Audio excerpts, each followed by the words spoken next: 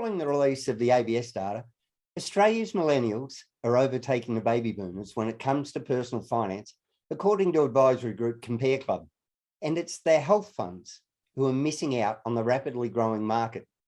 Compare Club's research actually shows Australians under 30 are buying health insurance that isn't tailored for their needs. Since the start of the pandemic, mental health has been the focus for under 30s who are increasingly seeking out policies with good mental health coverage. Compare Club's research shows that 55% of millennials are more likely to request psychology extras that are actually put off by the increases in the cost of the policies. Well, joining us to discuss their findings is Compare Club's Senior Advisor on Health Insurance, Ezra Goulange. Good morning. Hi, Michael. Thanks for having me. You're welcome. Now, there's some fascinating stuff in your research. It actually shows that one of the things that caught my eye was 22% of Australians under 30 are requesting pregnancy cover, but that only seems to sit in the gold or silver plus tier at the higher cost. Why is that when it's actually more likely to happen under 30? Well, the thing is, Michael, when it comes to insurance, there's lots of different levels of health insurance. Like we've got the gold categories, silver plus, and so forth that falls under. And gold, the pregnancy falls into like the gold top sections or some silver pluses, as well as it's the most expensive, as you'd say. Pregnancy can be really expensive privately as well.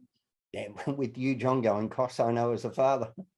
Yep, as you can imagine as well, yeah. Now, there's also 45% of under 30s, they say that they expect their health funds to help support their health. Is that in a preventative type measure? Yep, I would definitely say prevention wise. I mean, as a young person, we want to be fit, healthy. And when it comes to things like prevention, we forget about things like dental. We like, physio, would you like to work out? Psychology services and counselling options as well, all as a prevention. And there's options out there that people don't necessarily know of either. Yeah. Where do they sit? Are they normally in the more expensive coverage as well, Esther? Yeah, so like the dental, massage, physio, they're sort of like stock standard as far as like the ancillaries goes. But when you start adding things like the psychology and like the limitations to it, it generally does bump up the levels of coverage as well. And it starts getting a little bit more pricey. But, if you also think about it, what's the average price of seeing a psychologist or a counsellor these days as well, outside of like government subsidies and options as well? Well, what are the most often requested extras that the millennials are looking for? These days, I think, look, personally, teeth, right? We love looking after our teeth. We want good teeth, exercise, gym memberships, prevention, things like myotherapies. We love massage. We want massage. There's not enough massage going on, to be honest. Wish there was more options for things like yoga, that kind of stuff. I would say prevention-wise, on top of obviously looking at more the psychology, which has obviously come in the last couple of years as one of the top requests that the young guys are actually wanting on their cover. Now, for a layperson like me who's not on top of things, I often get confused with what's the difference between the Medicare levy surcharge and the lifetime health cover loading that goes on? That's a really good question. So I'll try and simplify it and break it down as much as possible, because a lot of us get confused, not even just the younger generation, even a lot of the older generations don't understand what the MLS stands for. So Medicare levy surcharge is to do with your taxable income.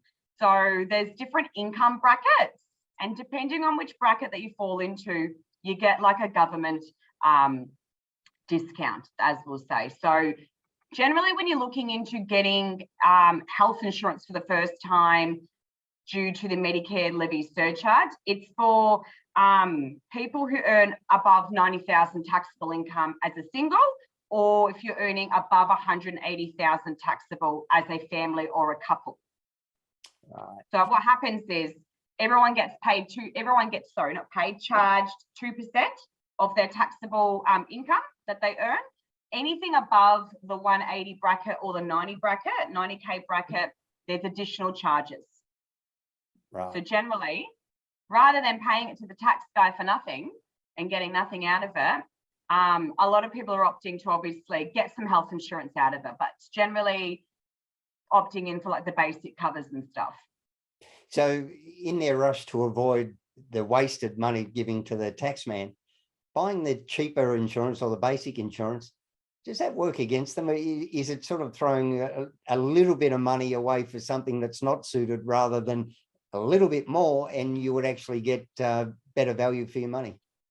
Look, you're spot on there, Michael. Absolutely. So what we try and cater towards is, look, to be honest, if you're under 30s or in your mid 30s, I'm going to be like really general, but you're not going to think about needing really serious operations. Let's hope not, right? So we try and opt in finding a bit more value in the services that you are going to use, which is then we opt in for like the ancillaries, right? Which is like adding on the dental, saying, hey, do you claim your glasses? Maybe you can get a pair of like, prescribed sunglasses that you can claim, or hey, what about that massage that you want to use 4 or 5 times a year as well? And seeing the value in that area as well.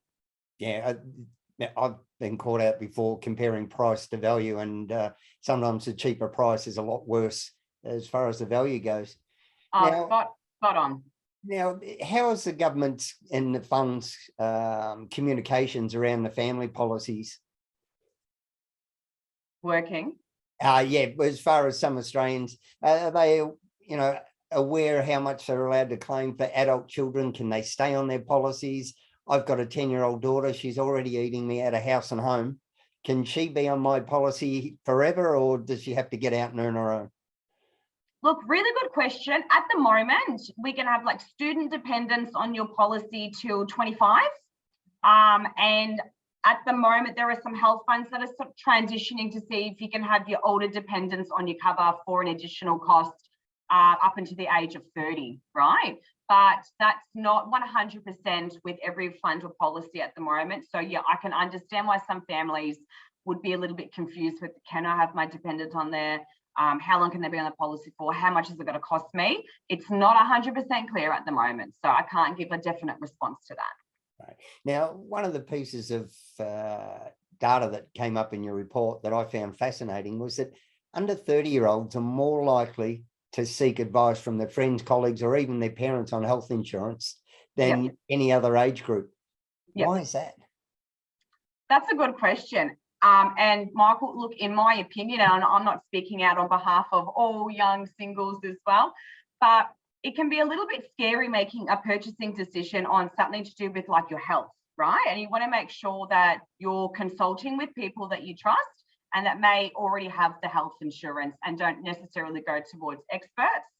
And I believe it's because most young people who are getting into health insurance and that know a little bit about it is because they've just, they've been on their family policy and, they're moving off it. They need to like get onto their own. So they're going to go towards the parents or their friends. Hey, what are you with? What do you use?